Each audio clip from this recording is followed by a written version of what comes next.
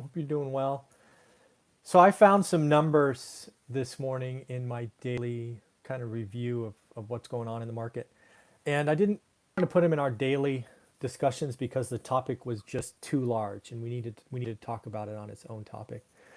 And that is the fact that we already have 3 million homeowners asking for forbearance. And that number is only going to go up from here. And frankly, could accelerate from here. And, I did a video, I think it was 2 weeks ago, called The Dark Side of Forbearance. And there is a dark side. You're going to take a credit hit, I believe. We could see a lot of inventory come on. We could see a lot of short sales and foreclosures. Forbearance, the way it is being handled, much like the testing and reopening of the economy, is going to be messy. It is going to take a long time to unwind. And yes, we can see a lot of kind of shared pain.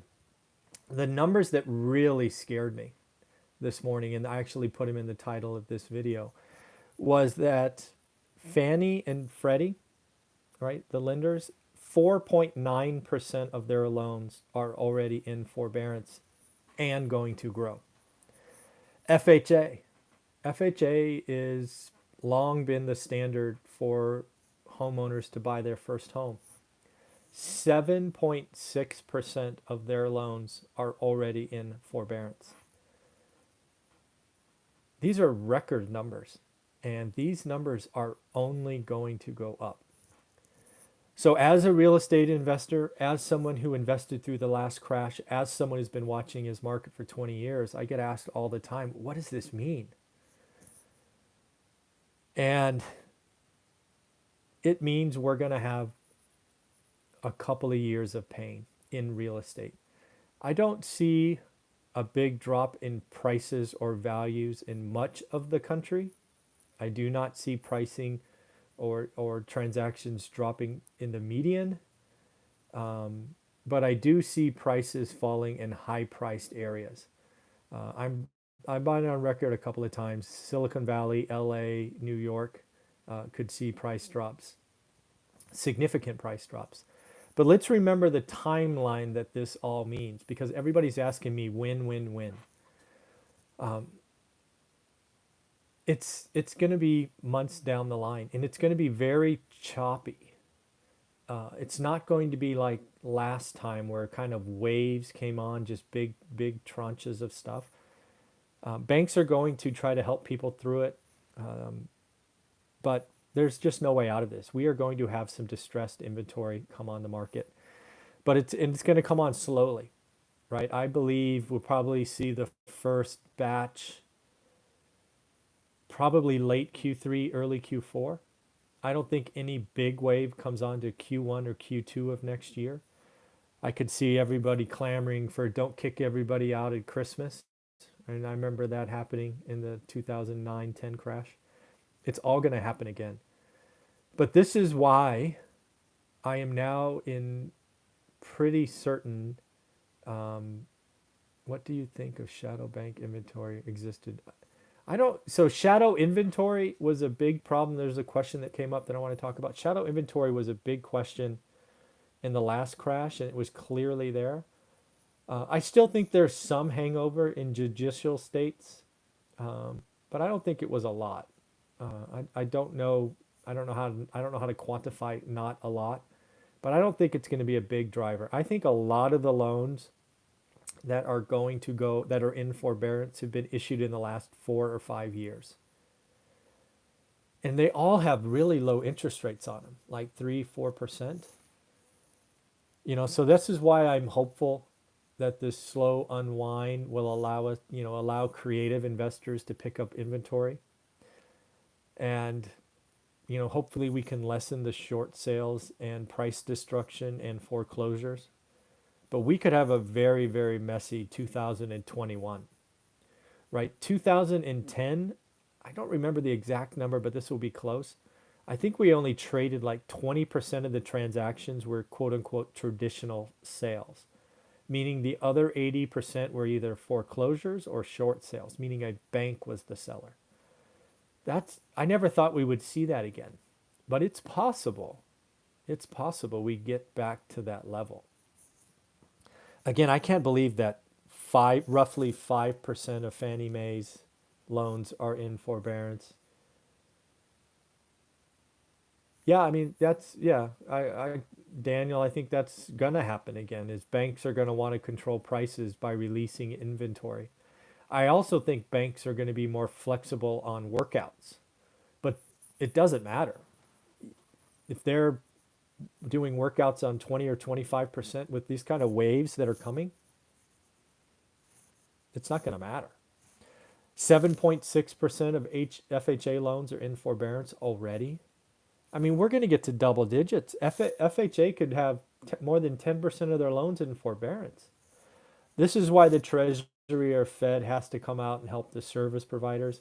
There are 3 million loans already in forbearance, and the powers that be thought it would be a million. So they're clearly behind the curve. Some of this was a marketing issue. They basically told homeowners, go ask for it. It's easy. No harm, no foul. 90 days.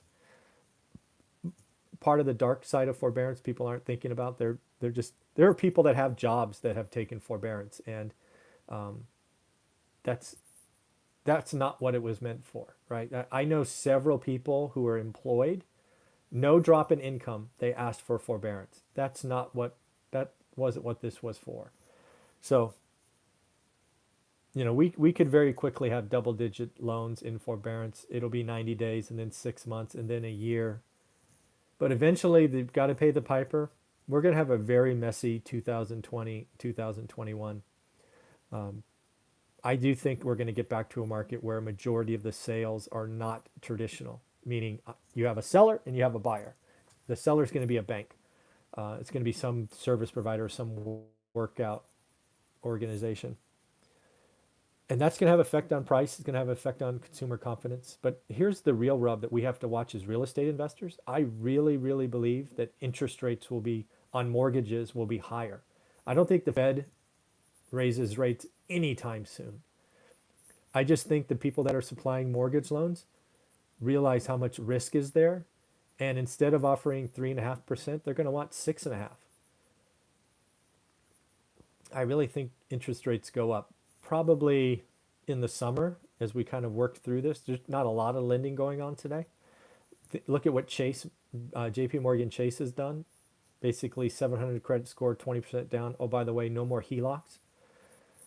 JP Morgan has basically said we are closed. That's what JP Morgan said. We are closed to new loans. We don't want to issue any new loans because we think rates are going higher and we see our book being in trouble. I just can't believe that 7.6% of FHA loans are in forbearance. That's crazy to me. So in the end, forbearance is not a cure-all. Please remember that. It is going to have a bad side effect. It is going to make the next 18 months very, very choppy as there's the rules, the banks, what you do. It's not clear, but there will be a downside. The unintended consequences of the forbearance request and how easy they made them, it's going to hurt the market. So as real estate investors, your job is to learn your market. I keep telling you, learn your market. Don't rush. Figure it out. This is going to be an opportunity to be very creative. Yeah, 7.6 of FHA and 4.9% of Fannie and Freddie. This is crazy. So again, if you're a real estate investor, learn your market. Watch the next 90 days. It's going to change right before your eyes. Don't rush. People are already going, where are the price drops? Where are the price drops? You're too early. Sellers remember yesterday, investors remember or want tomorrow. We are in that funny gray area. It's not going to happen overnight. Do your homework. Look every day. I tell my students all the time, you just look 15 minutes a day, you will be a lot more knowledgeable than everybody else. If you have dry powder, meaning you have cash in the bank, you are going to be able to create some great deals. But don't rush. Wait till the summertime. We've got a 90-day window that is going to be all kinds of confusing. And these forbearance requests are going to go up. And who knows what comes out next. So in the end, I just had to talk about this. This is a crazy, crazy number. I'm actually going to post the image of the report that kind of highlights it. I think it was Black Knight was the source. So I'm going to post that as the image or the thumbnail for this video. All right, everybody, have a great day. Learn your market. Just takes 15 minutes a day. Take care.